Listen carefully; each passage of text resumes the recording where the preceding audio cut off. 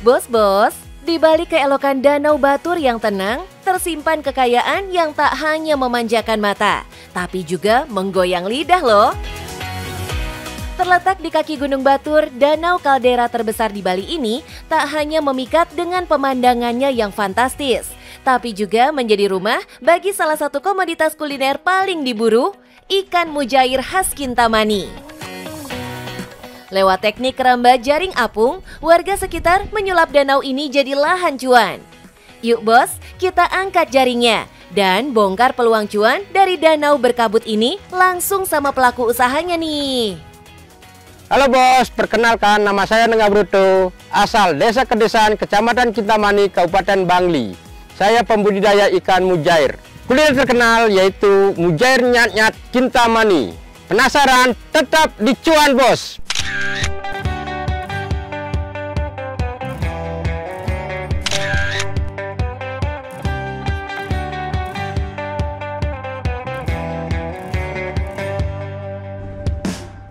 Sudah berjalan 10 tahun, hingga saat ini Pak Broto jadi salah satu pemilik keramba yang fokus dalam pembesaran ikan mujair di sini bos. Mujair dibesarkan langsung dari air danau yang jernih dan sejuk, memberi rasa dan tekstur yang khas, beda dari tempat yang lain. Pertama-tama mungkin karena ikan Danau Batur itu punya ciri khas dengan ikan-ikan yang lain. Kedua, pasar juga, karena kita ada terkenal dengan kuliner mujair nyat-nyatnya di mungkin hampir seluruh Bali. Itu terkenal dengan ciri khas rasa ikan mujair Danau Baturnya. Itulah kita berusaha pembudidaya ikan mujairnya ini. Dulu air danau ini hanya jadi bagian dari pemandangan, tapi di tangan yang tepat bisa diubah jadi ladang penghidupan. Dan bicara soal ikan mujair, Danau Batur punya ciri khas yang tak bisa ditiru daerah lain loh bos. Dibesarkan di perairan alami yang jernih, mujair dari danau ini punya daging yang lebih padat, lembut, dan minim bau lumpur. Bukan cuma soal teknik budidaya, tapi juga karena danau ini menyimpan rahasia alam yang luar biasa. Beda rasa ikan Danau Batur dengan ikan di persawahan. Kalau mungkin persawahan rasa tanahnya masih terasa, kalau di sini enggak. Memang beda rasanya. Bos, deretan keramba di Danau Batur ini layaknya petak-petak cuan bagi sang pemilik. Semakin banyak blok atau petak keramba, jelas semakin tinggi potensi cuannya bos. Kalau saya itu punya 42 blok. Satu blok ukuran 4x8. Isi per blok itu isi 1000 sampai 1500 ekor. Pak Broto punya sejumlah blok keramba yang isinya sudah diatur sedemikian rupa. Ada yang isi benih, sampai ada yang ukuran siap panen. Semua ditata biar proses panennya lebih gampang dan terus berkelanjutan. Nggak cuma itu, ukuran ikan yang semakin membesar juga perlu dibagi untuk pengaturan kepadatan ikan. Makanya, Pak Broto dan pegawainya rutin menyortir untuk memindahkan mujair berdasarkan ukurannya tuh bos. Nah, rutinitas penting lainnya yang nggak boleh kendor adalah pemberian pakannya bos. Pakan mungkin satu hari 2 kali, pagi dan sore. Kita sesuaikan standar berapa sih butuh pakannya, kita hitung-hitungan, ada standarnya. Alam sudah mendukung, disiplin memberi pakan juga sudah dilakukan. Dijamin bos, hasil ikan mujairnya bakal gemuk-gemuk saat dipanen. Kalau panen itu 6-7 bulan, 3, 4, atau 5 per kilogram. Dari siap panen. Ya prospek memang kalau kita lihat di pembudidaya ikan bagus sekali. Kita hampir ya 25% keuntungannya. Antisipasi yang sudah dilakukan membuat keuntungan yang didapat tembus 25% bos. Cuan yang menggiurkan ini salah satunya karena kebutuhan pasarnya luar biasa tinggi bos. Tapi bos, di balik prospek yang cerah, ada satu hal yang nggak pernah bisa ditebak. Apalagi kalau bukan faktor alamnya. Tantangan ada, itu kita ada kejadian setiap, biasanya bulan Februari dan bulan Juli dan Agustus. Ada kejadian upwelling. Upwelling kalau masyarakat di sini bilang ledakan belerang. Itu kematian ikan hampir 90%. Itu ikan siap panen. Berarti kita antisipasi sebelum bulan Juli kita ikan besar udah harus panen.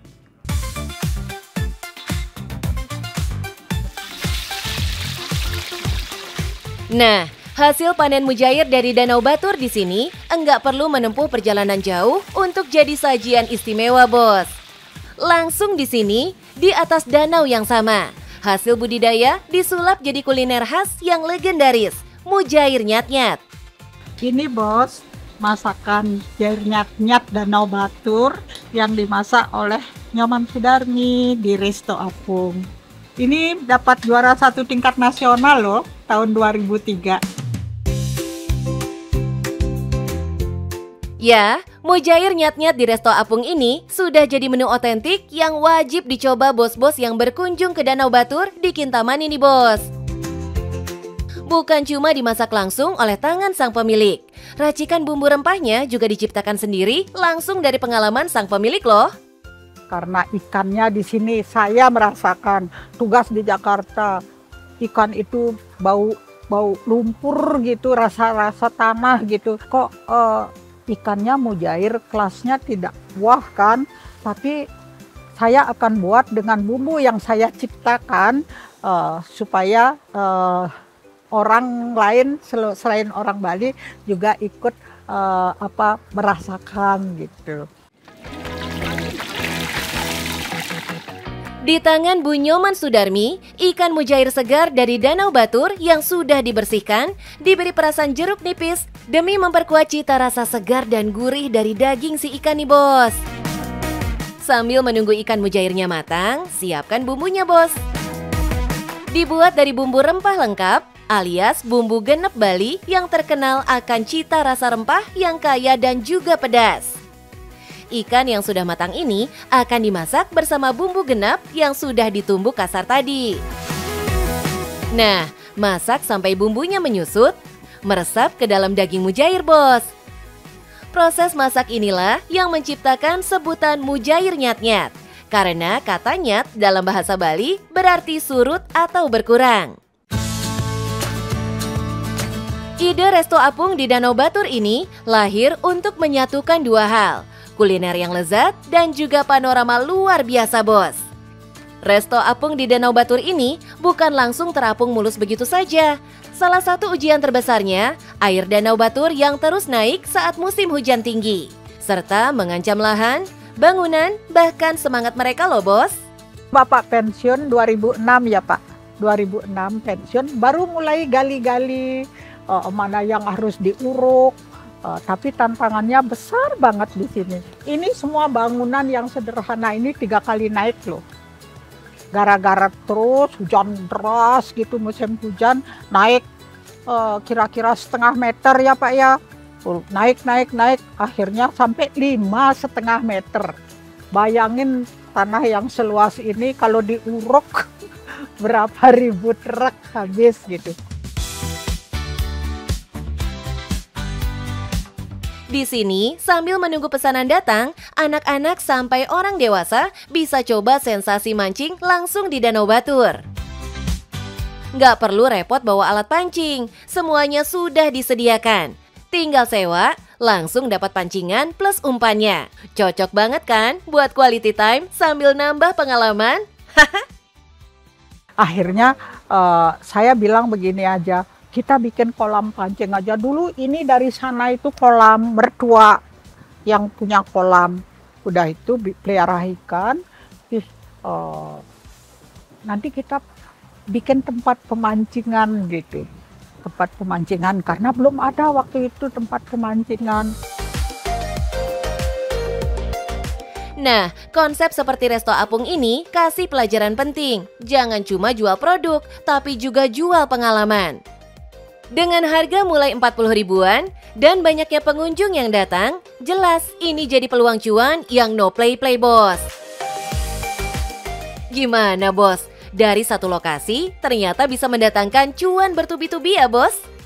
Yuk, tangkap peluangnya biar bisa cuan bareng, Bos. Nah, Bos, gimana? Menarikkah usaha budidaya mujair di Danau Batur yang tenang, menghasilkan cuan yang melimpah. Yang penting cuan, bos.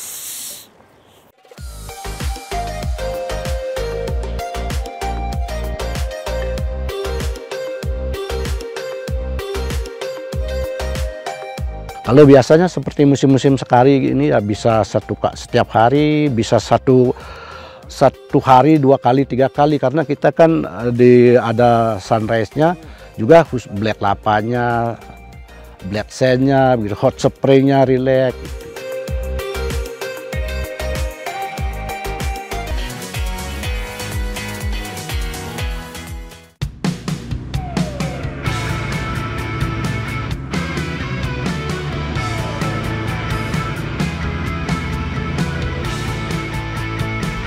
Bos-bos, kalau ngomongin wisata alam yang cuan, di Kintamani jelas punya segalanya. Pemandangan epik, sunrise dari atas awan, sampai hamparan lava hitam bekas letusan dahsyat Gunung Batur. Dan di tengah landscape yang megah ini, ada satu ikon petualangan yang makin naik daun. Ini dia, Off-Road Tour Kintamani. Lewat roda-roda besi yang melaju di jalur ekstrim, pengalaman wisata berubah jadi petualangan yang bikin nagih, bos. Salah satunya dikelola oleh Taksu Natural Adventure. Mau tahu gimana cara bikin wisata dengan berbagai potensi alamnya disulap jadi ladang rezeki? Yuk kita gas bareng sama ahlinya nih.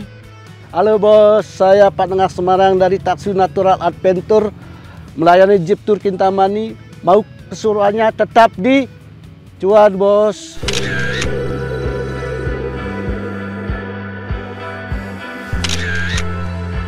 Wih, ramai juga nih bos. Belum juga matahari nongol, wisatawan lokal sampai turis mancanegara udah rela bangun dari subuh semata-mata buat dapetin satu momen sakral.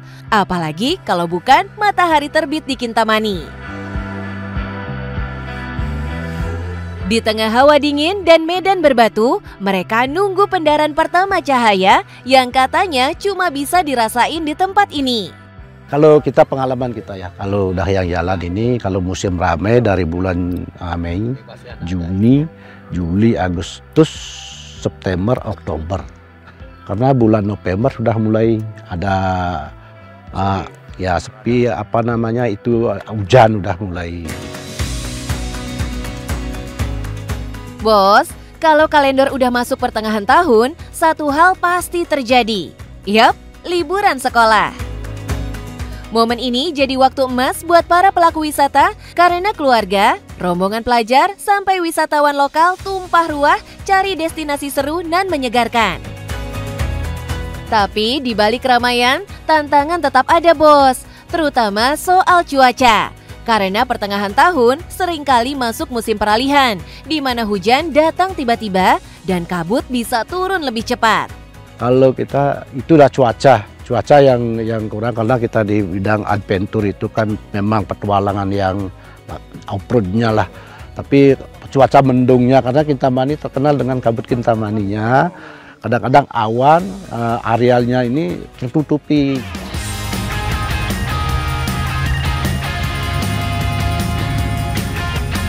Bos, di balik deru mesin mobil yang melaju di jalur lava, ada satu nama yang ikut meramaikan denyut wisata petualangan Kintamani. Usaha ini terbilang masih pendatang baru, tapi sudah cukup jadi bagian geliat sunrise tourism di kawasan Gunung Batur. Diinisiasi oleh Pak Nengah Semarang, usaha ini berdiri bukan sekedar ikut tren, tapi jadi penggerak ekonomi lokal yang konsisten. Dengan pengalaman kami ini, kebanyakan yang kami sudah handle sekarang ini kebanyakan turis asing. Ya, kalau kami artinya bukan jeep tournya tapi trekking juga. Nanti ada kanonya di Danau Batur, hot spring-nya. Karena jeepnya udah trending sekarang, kita ikutin. Kita ayo meramaikan untuk menambah UMKM. Juga kita menambah tenaga kerja dari usaha kita ini. Penasaran nggak sama harga yang ditawarkan? Semua bisa dinikmati mulai dari ratusan ribu aja loh bos. Kalau kita dari domestiknya kita target itu per orangnya kurang lebih 150 sampai 300. Kalau asing kita target 250 sampai 450 per orangnya. Murah relatif, tapi yang jelas cuannya tetap mengalir karena yang dibayar bukan cuma jalan-jalan, tapi pengalaman yang nggak bisa dilupain. Bos, medan ekstrim bukan tempat main-main. Di jalur lava hitam Gunung Batur, mobil off-road ini bukan cuma alat transportasi, tapi nyawa pengalaman wisata itu sendiri. Makanya kondisi kendaraan harus selalu prima. Mulai dari mesin, ban, sampai rem, semua wajib dicek rutin. Kalau kita kan rem, kadang-kadang yang itu lebih utama. Juga perapian olinya itu kita selalu dicek airnya. Kita kondisikan supaya bagus, modifnya bagaimana, elegan, terbaiklah untuk kita. Artinya dilihat, dipandang, karena kita kan juga melayani untuk foto-foto itu, selfie. Antusias wisatawan di paket wisata ini no play-play bos. Terbukti dalam sehari bisa bolak-balik beberapa trip demi melayani permintaan yang terus datang. Ada yang kejar sunrise, ada juga yang datang siang buat sensasi off-road di jalur lava hitam. Kalau biasanya seperti musim-musim sekali ini ya bisa setiap hari, bisa satu hari 2 kali 3 kali, karena kita kan ada sunrise-nya juga, black lavanya, black sand-nya, hot spring-nya, relax. Di bisnis petualangan alam, kalau demand-nya tinggi dan pelayanannya siap, tinggal tunggu waktu panen besar bos. Kalau kita sih full, nanti ada maunya pagi, siang, ada siangnya 2 kali, sore. Karena di sini juga ada sunset. Sunset bagus loh view-nya sini. Kalau lihat sore kira-kira jam 5, jam 6 sampai jam 7, bagus ini pemandangannya.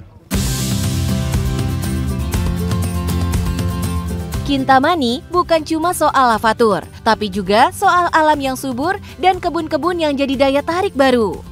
Beberapa pelaku wisata di sini bahkan ngemas paket lengkap, habis off-road langsung santai, nikmatin petik jeruk Kintamani langsung dari kebunnya. Di samping itu kita juga pelayanan seperti kita di base camp itu ada breakfastnya, kita lengkap, bebas kopi, ada pisang goreng Kintamaninya, begitu ada suasananya di base camp, juga ada kebun jeruknya. Pariwisata kadang-kadang yang sudah kita jalani, kita disuruh petik langsung, mau beli dia, nanti kita suruh coba juga. Habis off-road seru di jalur Black Lava, saatnya berendam santai di pelukan alam. Hot spring alami di Kintamani ini jadi pelengkap wajib. Dan Batur Natural Hot Spring menyediakan 7 kolam dengan suhu ideal dari 37 hingga 40 derajat Celcius yang kaya manfaat kesehatan seperti meredakan pegal, meningkatkan sirkulasi darah, dan bikin kulit segar. Karena sehabis off-road, sunrise, black sand, black lava, kita enjoy, kita renang di sana sambil menikmati, menjaga imun tubuh lah supaya menjadi sehat gitu. Kolaborasi antara wisata petualangan dan relaksasi yang ujung-ujungnya bikin paket tur makin laris dan peluang usaha makin luas nih bos. Karena di bisnis wisata, makin lengkap pengalamannya, bisa makin banyak dulang cuannya. Ya bos, tertarik dengan pelaku usaha seperti Jeep Tour ini? Sama seperti Jeep Tour ini, medan boleh berat, tapi rezeki selalu datang buat yang selalu semangat. Yang penting, cuan!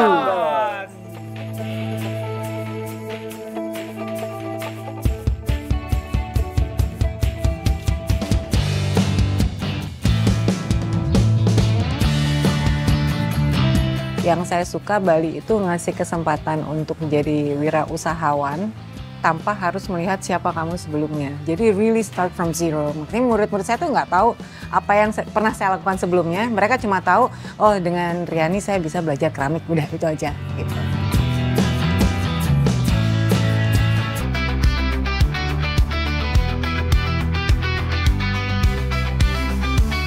Bos-bos, masih ingat kan dengan Riani Jangkaru?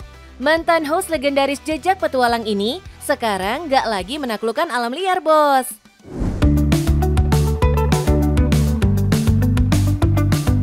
Lewat Clayplay, studio pembuatan keramik di Bali, Doi kini menjelajah dunia baru, dunia usaha, alias seorang womenpreneur nih, bos. Tapi jangan salah, dari tangan kotor karena tanah liat, hadirlah cuan yang mengalir deras loh. Halo bos, saya Riani Jangkaru dari Clayplay Bali Sanur. Jadi di Clayplay Bali Sanur ini saya sebagai pemilik dan juga seniman keramik dan menekuni seni keramik ini sejak pindah ke Bali kurang lebih 8 tahun yang lalu. Penasaran kan? Selalu di cuan bos.